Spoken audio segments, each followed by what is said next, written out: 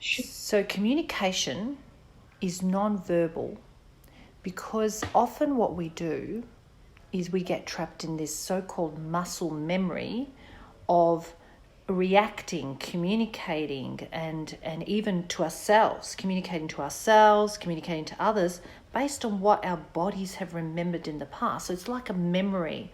So often our brain, for example, is a muscle, and the brain already reacts and is triggered before we even able to catch it and make those corrections that we know we need to be making. So we can learn a lot of information and a lot of new ways of communicating and being and what I should have said and what I could have said.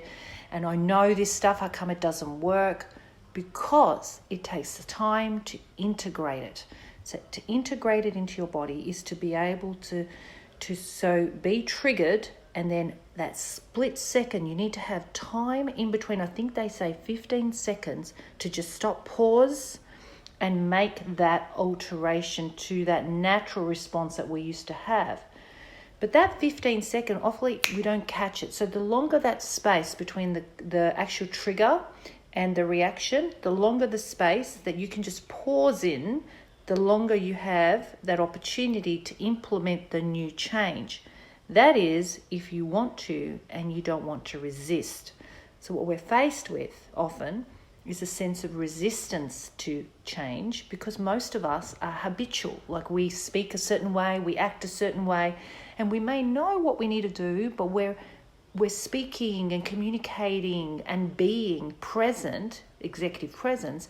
We often struggle to have that because we know there's a presence that's necessary, but we're already finding ourselves in a reactive mode, which is that muscle memory as such. Like, our body is just reactive and actually produces that result that we get addicted to and then find hard to change. So what I'm saying is we need integration time. So we may know a lot of things, we may know what to do.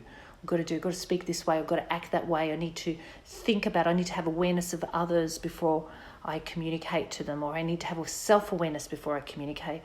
But what's happening is we've got to understand, be compassionate, because it's going to take time to integrate because of that muscle memory and that kind of reactivity that is almost automatic.